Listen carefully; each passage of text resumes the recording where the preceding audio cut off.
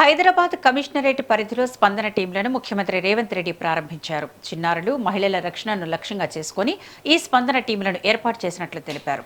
తక్షణ రక్షణ పేరుతో సభ్యులకు ప్రత్యేక శిక్షణ అందించామని చెప్పారు. ప్రతి ఏసీపీ జోన్కు 2 స్పందన టీంలను కేటాయించినట్లు వెల్లడించారు. డైల్ 100-112 సేవలతో ఈ టీంలను అనుసంధానం చేసి ఫిర్యాదులపై ఆలస్యం లేకుండా వెంటనే చర్యలు తీసుకునేలా వ్యవస్థను రూపొందించినట్లు చెప్పారు. అత్యవసర పరిస్థితుల్లో వేగంగా స్పందించేలా అన్ని ఏర్పాట్లు చేశామన్నారు. మహిళల భద్రత స్పందన ప్రధాన ధ్యేయమని సీఎం రేవంత్ రెడ్డి స్పష్టం చేశారు. గవర్నమెంట్ కానీ ప్రైవేట్ స్కూల్స్ కానీ ఒక కాలం కింద ఖచ్చితంగా వాళ్ళు అండర్టేకింగ్ ఇవ్వాలి. We are not going to abuse any drugs or any synthetic drugs or anything.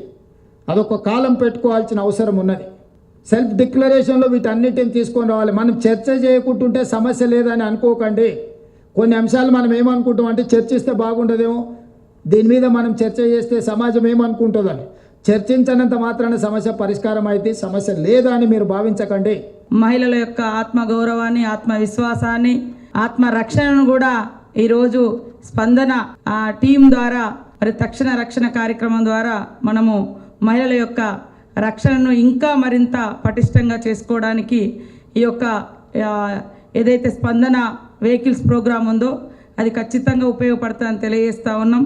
Golden hours అని, సో ఆ గోల్డెన్ అవర్స్లో మనము వాళ్ళని రీచ్ అంటే ఎక్కడికైతే తీసుకెళ్లాలో, అది హాస్పిటల్ కావచ్చు లేదా తక్షణ సాయం కావచ్చు, అక్కడికి తీసుకెళ్లే విధంగా చేస్తే ఖచ్చితంగా చాలామంది ప్రాణాలను కాపాడగలుగుతాం.